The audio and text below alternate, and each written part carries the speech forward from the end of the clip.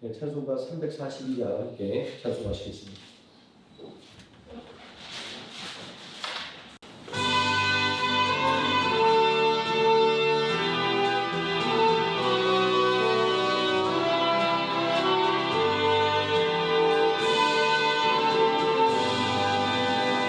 너 시험을 당해 죄 짓지 말고 너는 일을 다해 곧 물리치라.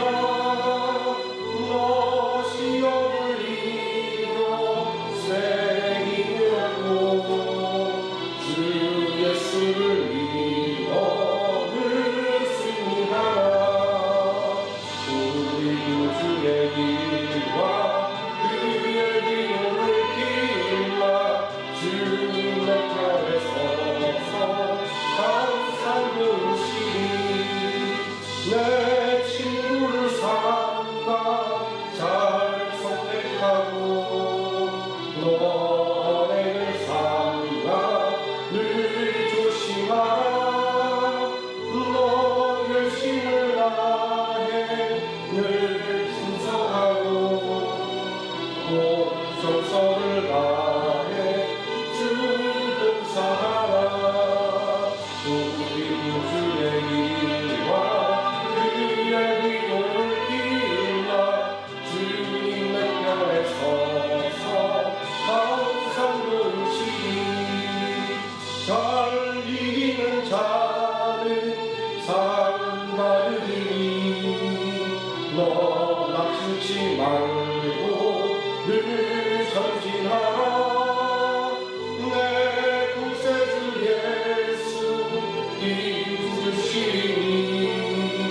주 예수를 믿어 늘 승리하라. 우리 구주의 길과 그의 비용을 일러 주님 내 편에 서서 항상 도우시니. 343장 찬송하시겠습니다.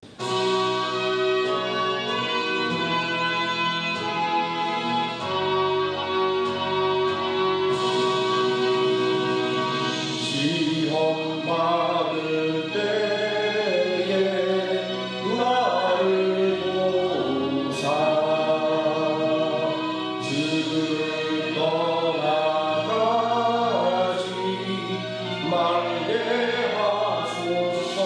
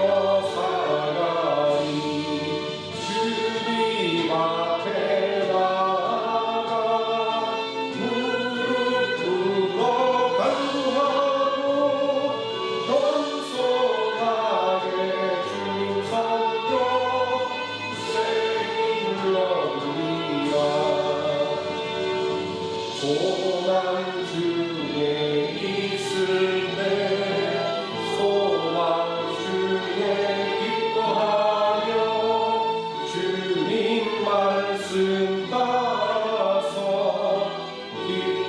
기쁨으로 살아가니 주님 앞에 나아가 무릎 꿇어 간구하고 겸손하게 주 섬겨 새 길로 드리라. 박한 새벽 배웠사 그동안이 닥쳐가도 주님 말씀 붙잡고 권능으로 물리치니 주님 앞에 나아가 무릎 꿇어 간구하고 겸손하게 주 섬겨 새 길을 얻으리라.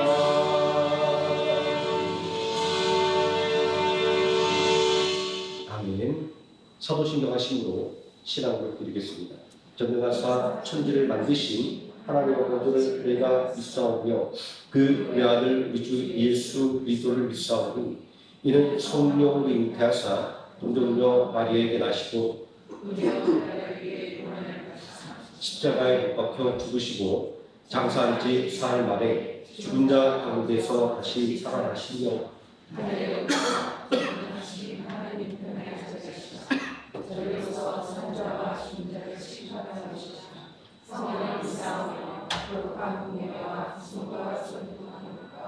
죄를 사하여 주신 것과 공의를 상속과 영원히 산 것을 믿사옵나이다. 아멘. 아멘. 찬송가 85장 찬송하시겠습니다. 찬송가 85장입니다.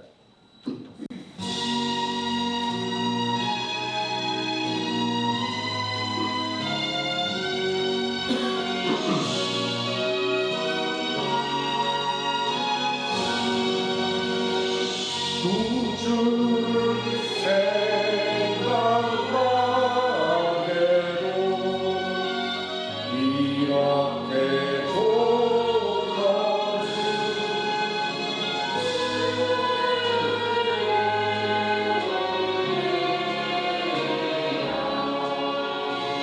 얼마나 좋으랴. 만민의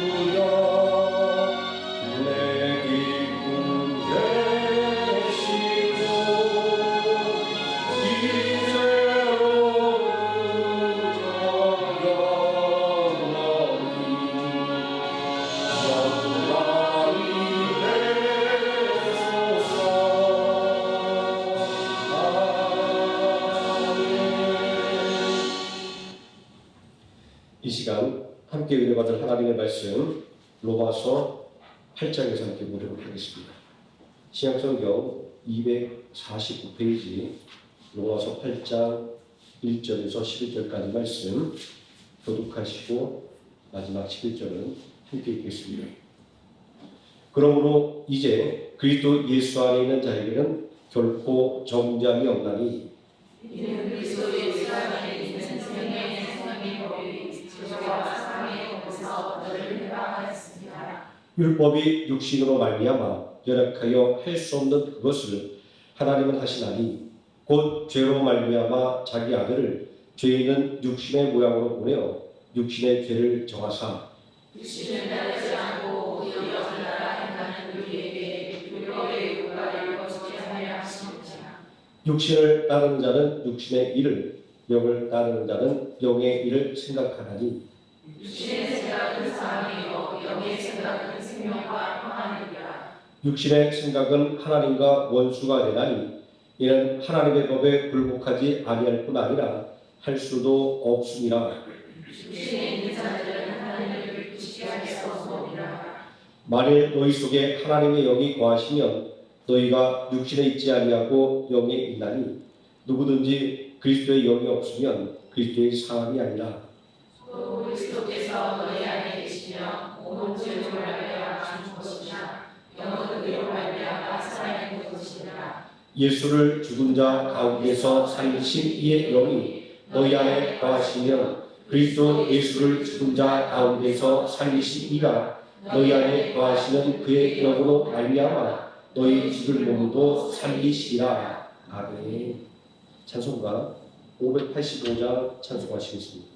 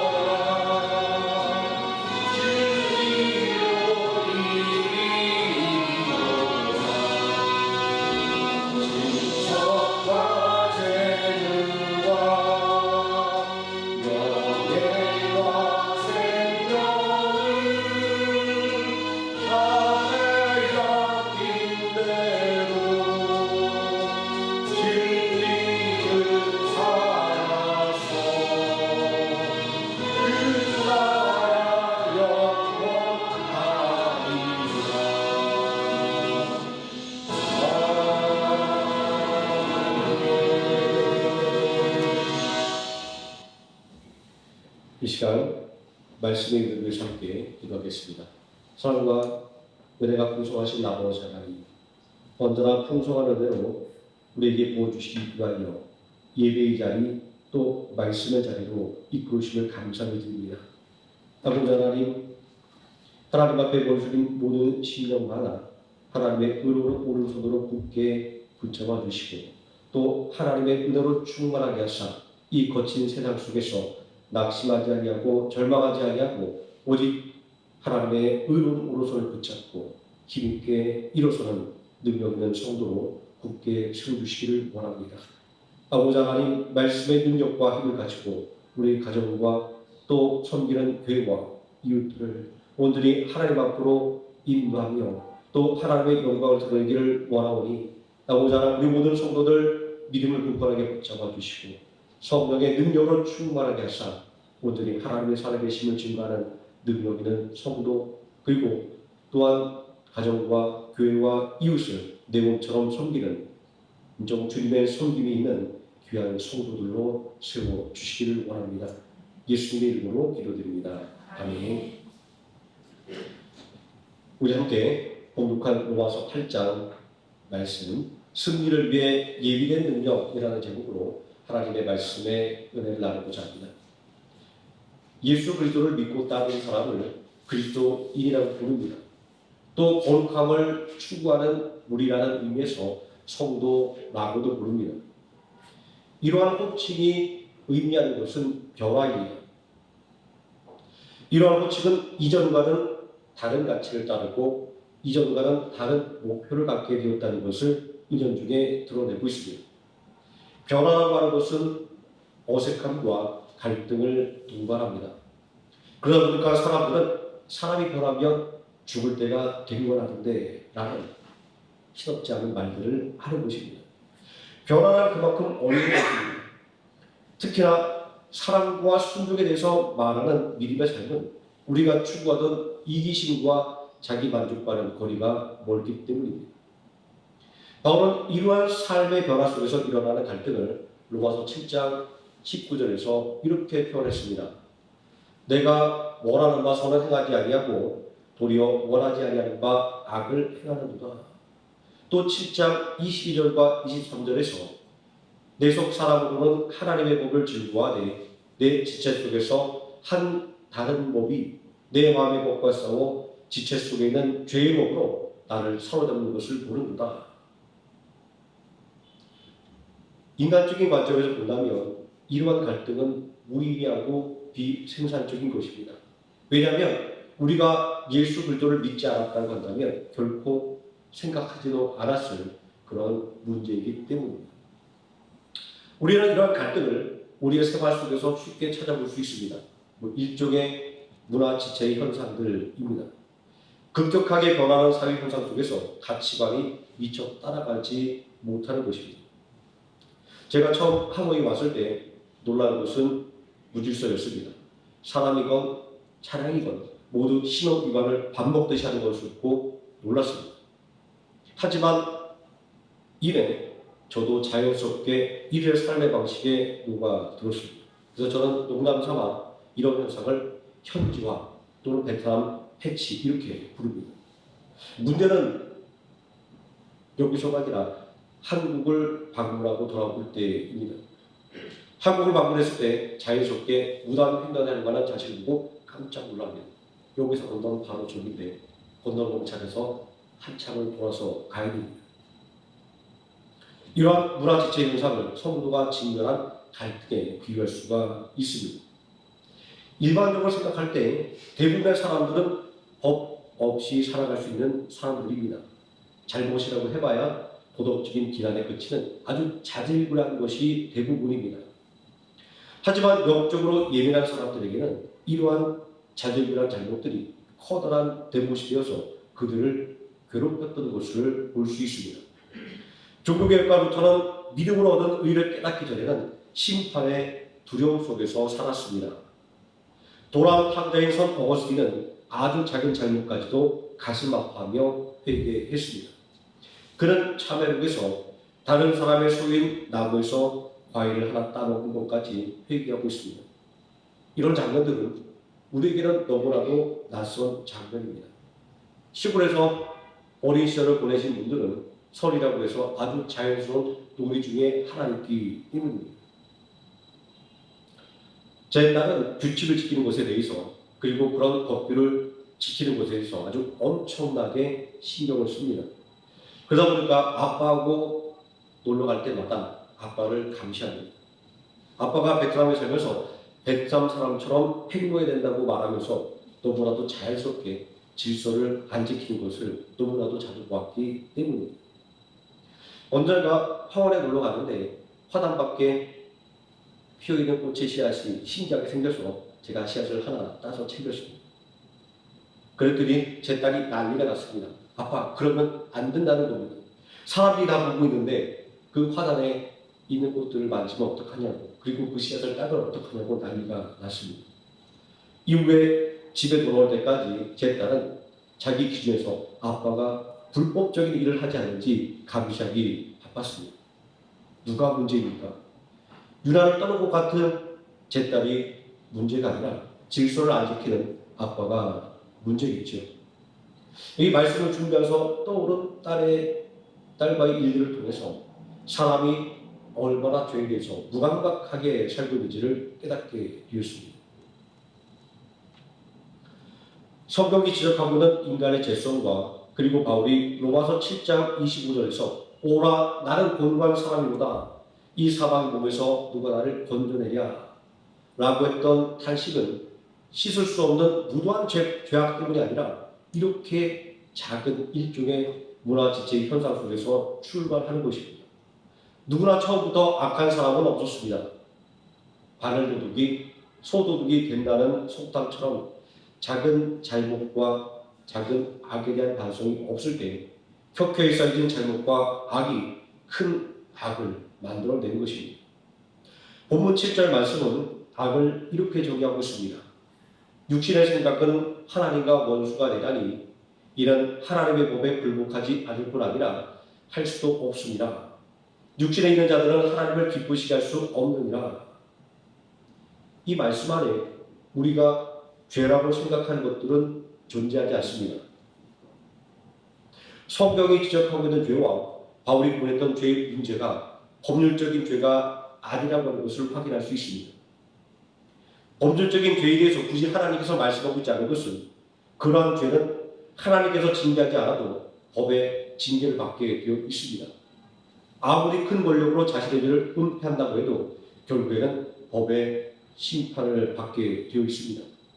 하나님께서 악인을 내버려 두는 것처럼 보이는 것은 바로 이러한 이유 때문입니다. 아담이 지은 죄를 원죄라고 합니다. 이 죄는 대대로 이어져 내 영혼은 씻을 수도 없고 끊어버릴 수도 없는 죄입니다. 그런데 아담이 지은 죄가 있을까요? 인간적인 기준에서 그의 죄를 찾아볼 수가 없습니다. 동산에 보는 나무의 실과는 먹되 선악을 알게 하는 나무의 열매는 먹지 말라. 내가 그것을 먹는 날에는 정령 죽으리라. 아담이 한 일이라고는 하나님의 말씀을 어긴 것뿐이었습니다.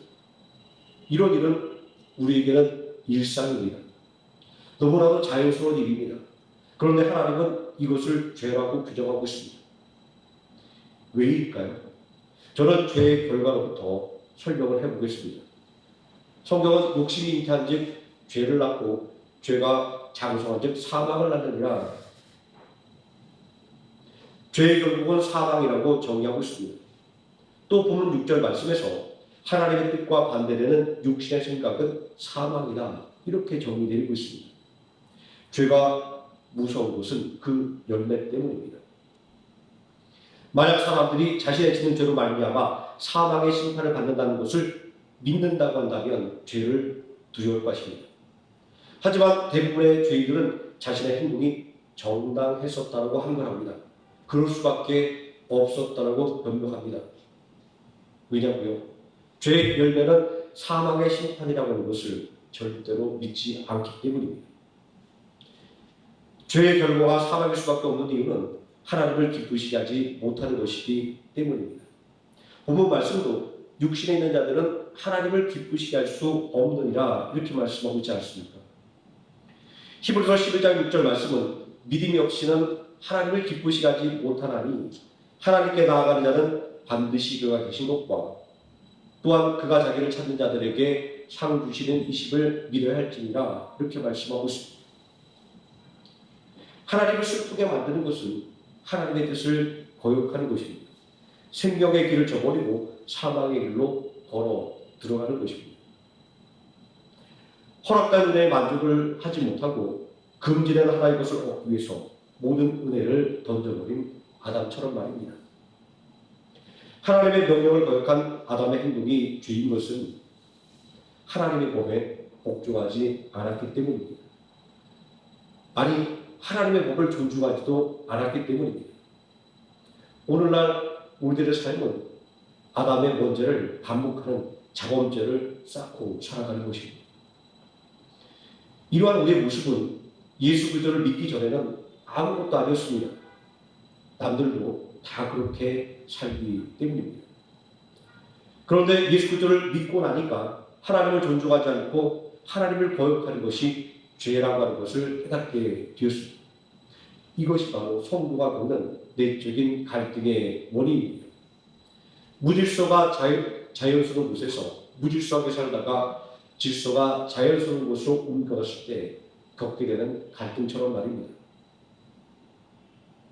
죄라고 하는 것을 하나님을 거역하고 하나님을 슬프게 만드는 것이라는 정의를 하고 보니까 오라 나는 고문받은 사람이로다.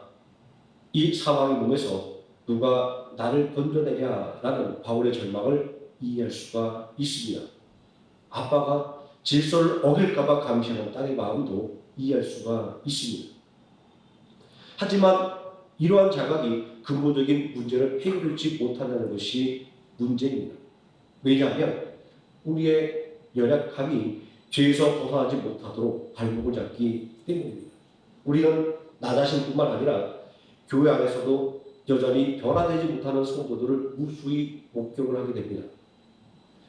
예수님을 믿은 후에도 전혀 달라지지 않은 우리의 모습들, 아니 어떤 면에서는 불신자들보다 더 못한 모습을 보이는 나 자신에 대해서 말입니다. 바울의 좌절과 고통이 여기에 있었습니다.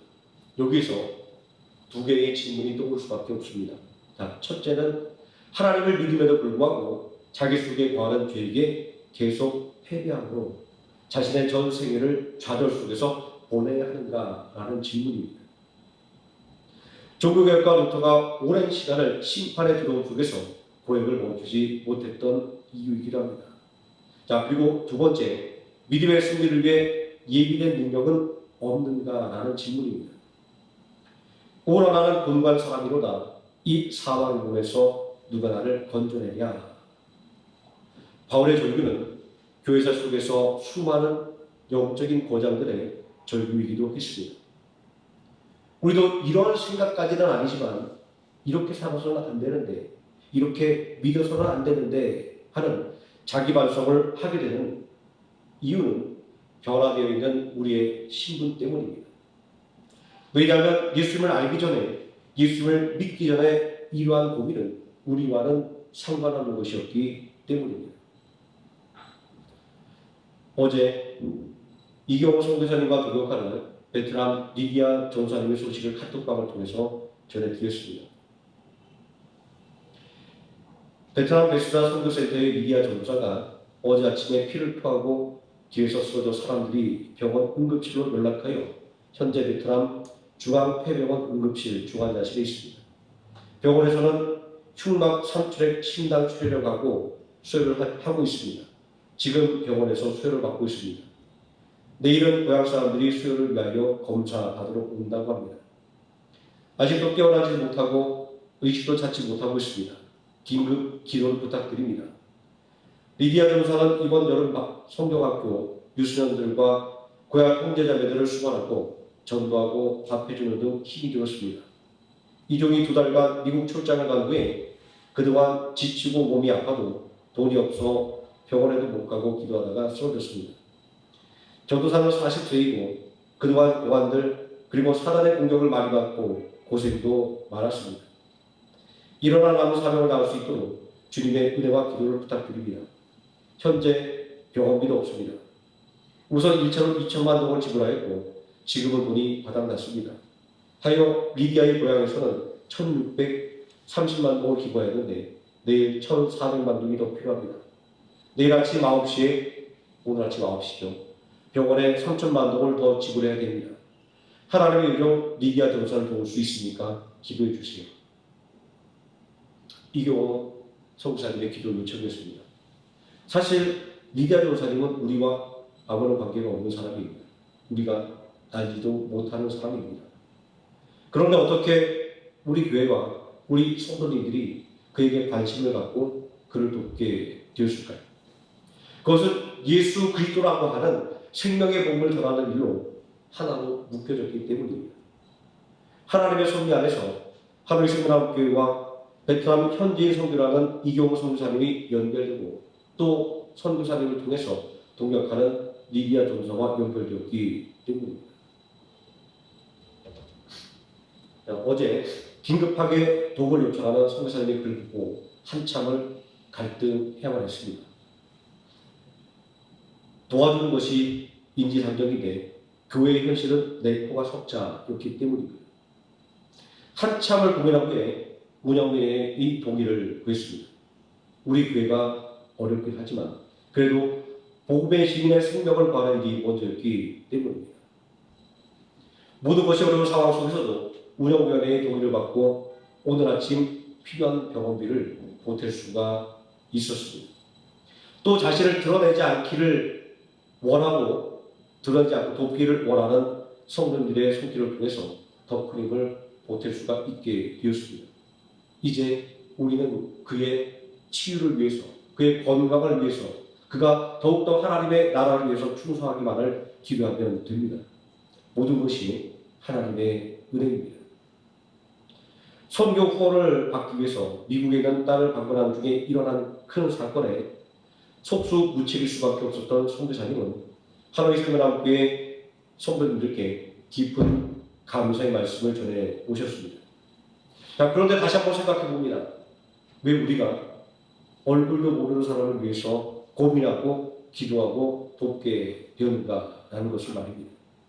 그것은 우리는 예수 그리스도를 믿는 한 지체이며 예수 그리스도를 머리로 둔 한 교회이기 때문입니다.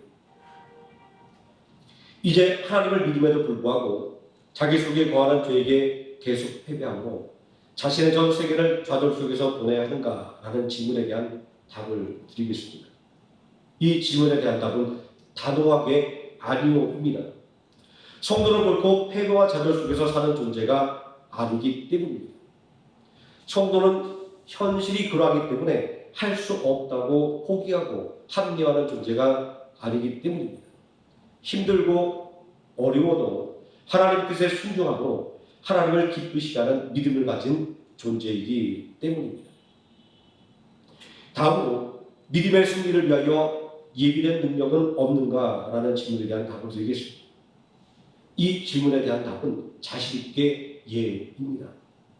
본문 1절은 그러므로 이제 그리스도 예수 안에 있는 자에게는 결코 정죄함이 없나니 라고 믿음의 승리를 위하여 예비된 능력이 있다고 말씀하고 있습니다. 또 로마서 7장 25절 말씀도 우리 주 예수 그리스도로 말미암아 하나님께 감사리로다 라는 말씀으로 믿음의 승리를 위하여 예비된 능력이 있다 이렇게 말씀하고 있습니다. 교회사의 한 획을 그은 바울, 어거스틴, 루터와 같은 영적인 거장들이 갈등과 두려움 속에 살았음을 고백하는 것은 육신이 가진 한계 때문이었습니다. 본문 3절 상반절에 율법이 육신으로 말미암아 연약하여 할 수 없는 그것을 이렇게 육신의 한계를 분명하게 긋고 있습니다. 아울러 율법의 한계까지도 말입니다. 하지만 이 율법은 단순한 법체계가 아닙니다. 율법은 하나님의 백성이 살아가는 방법에 관한 것입니다. 하나님의 백성이 하나님을 섬기는 방법에 관한 것입니다. 그런데 이 율법을 연약한 육신 때문에 지킬 수 없다는 것은 심각한 문제입니다.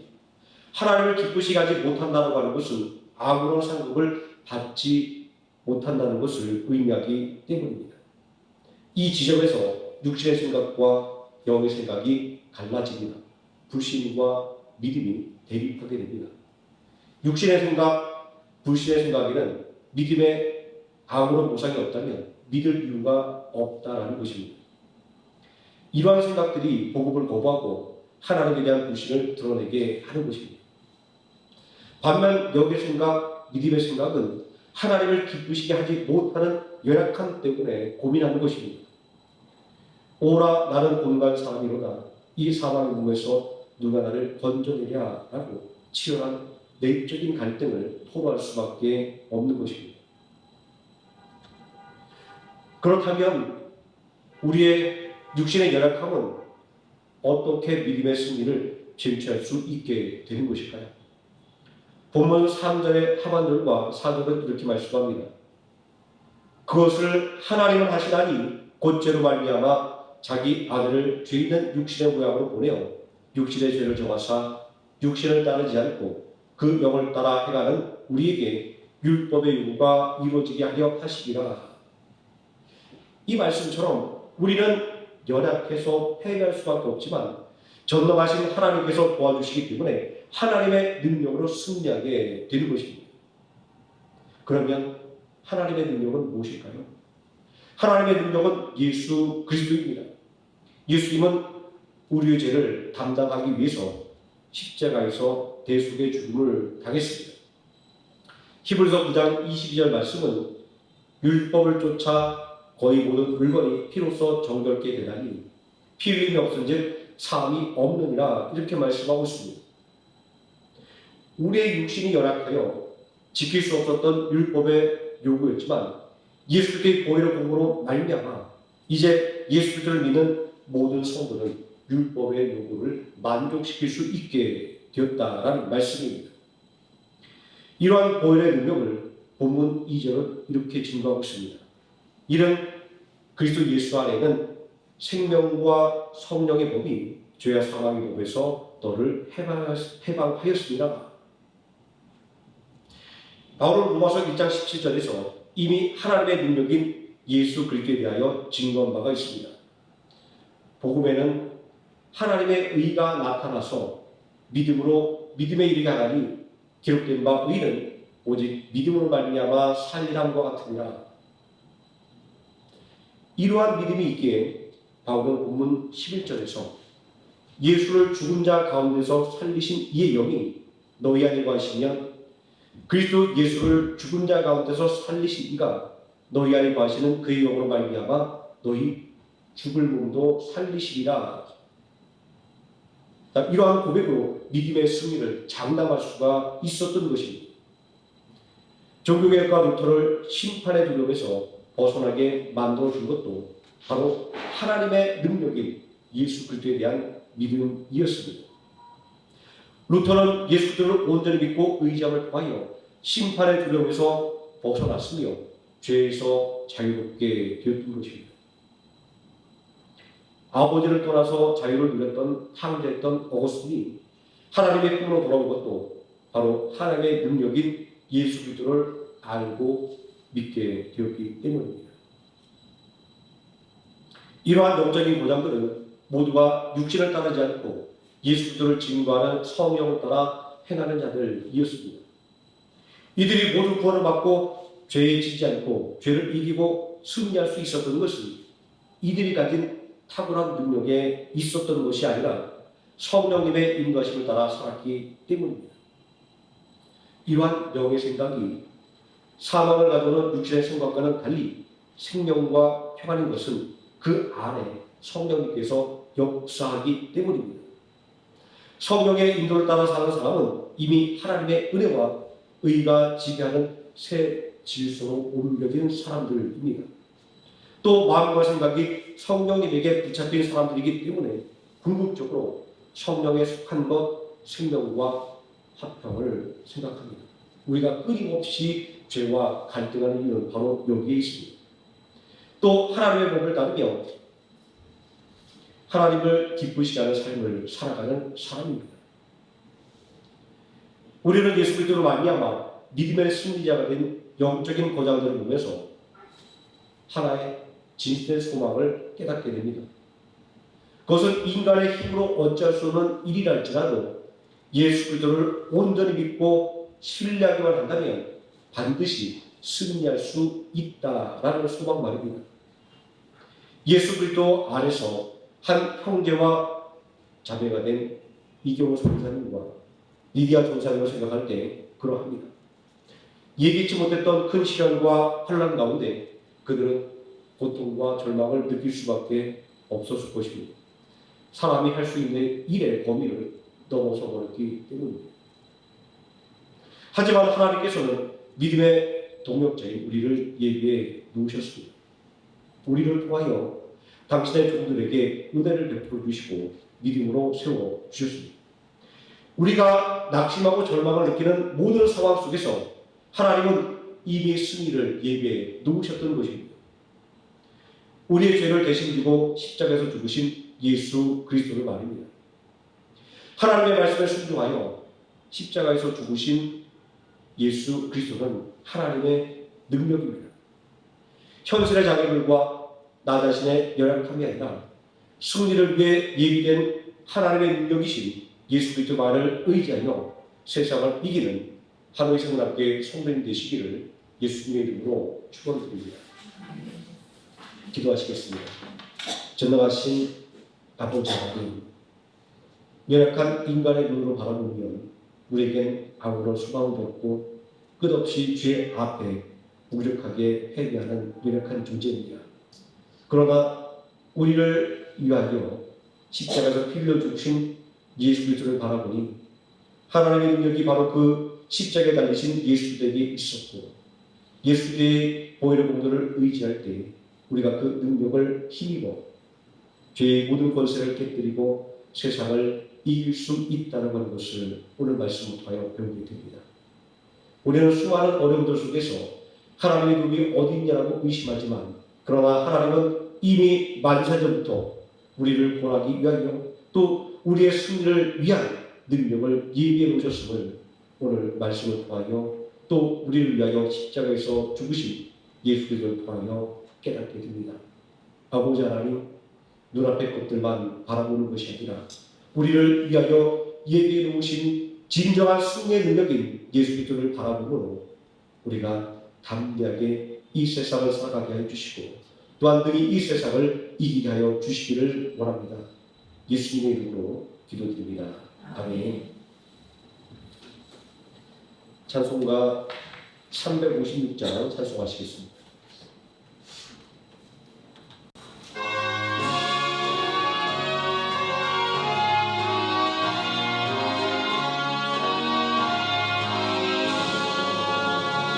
주 예수 이름 소리 높여 찬송 드리니 그 거룩하고 크신 영광 널리 퍼지네.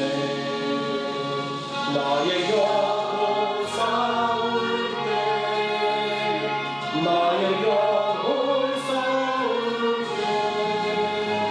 주하의 대장 되시사 나를 인도하소서. 근죄에 빠져 손댄 백성 놓아주시고 그 영광 나라 백성들에게 하여 주소서. 나의 영혼 싸울 때 나의 영혼 싸울 때 주하의 대장 되시사 나를 인도하소서. 내 영의 원수 이길 힘을 누가 주시랴. 그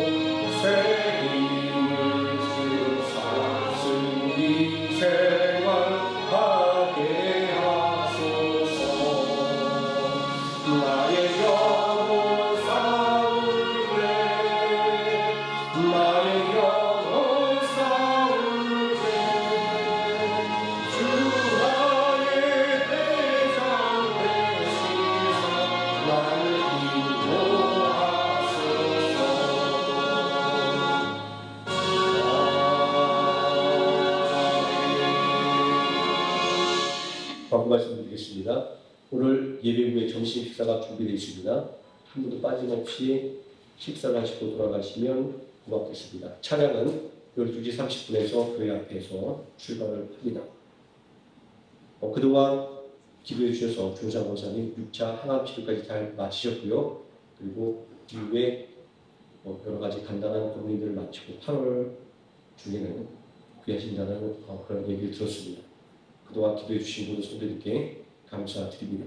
앞으로 우리 원로 목사님의 건강을 위해서 더욱더 열심히 기도를 부탁드리겠습니다. 이제 성가대를 위해서 그동안 열심히 기도하고 광고를 했더니 제가 한 20명 정도 됐으면 좋겠다고 했더니 이제 20명이 딱 찼어요. 그래서 제가 이제 이번 주부터는 성가대 광고를 빼겠습니다. 대신 앞으로 더 광고해 주실 건 뭐냐면 우리 찬양팀에 좀 더 인원들이 더 늘어야 되겠어요.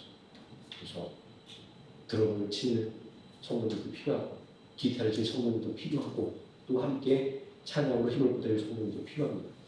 찬양팀에서 이제 더 힘있게 기도해 주기를 부탁드리고요. 또 동부동부 교사에서 부탁을 드립니다. 제 인간적으로 마음에 정해놓고 막 그렇게 열심히 하고 있는데 사람 마음대로 쉽게 되지 않아요. 또 청년이 또 불행하게 또 사고를 당해서 또 상처가 회복 중에 있고 또 배탈 나고 다시 모든 분들이 의례적으로 겪는 것처럼 그렇게 또 이렇게 탈이 또 많이 나더라고요. 그래서 많이 체력적으로 좀 많이 떨어져서 여기까지 봉사할 생각을 못하고 있는데 굳이 그렇지 않더라도 누군가 내 마음의 소망이 있어서 내가 중등부 교사로 봉사해야 되겠다라는 분이 있을 수 있도록 자원할 수 있도록 또 시간 날 때마다 기도해 주시면 고맙겠습니다. 그리고 고3 수험생에 장애인집에서 기도를 부탁드리겠습니다. 이제 거의 막바지가 된 것 같습니다. 김다니엘, 문민영, 황미석 여기같이 이름 부르시면서 기도해 주시면 고맙겠습니다. 주기도문으로 예배를 마치겠습니다. 하늘에 계신 우리 아버지여, 이름이 거룩히 여기를 받으시오며 나라의 임하옵시오며 뜻이 하늘에서 이루어진 것 같이 땅에서도 이루어지리라. 오늘날 우리에게 일용할 양식을 주시고 우리가 우리에게 죄진 자를 사하여 준 것 같이 우리 죄를 사하여 주시고 우리를 시험에 들게 하지 마옵시고 다만 악에서 구하옵소서. 대개 나라와 권세와 영광이 아버지께 영원히 있사옵나이다. 아멘.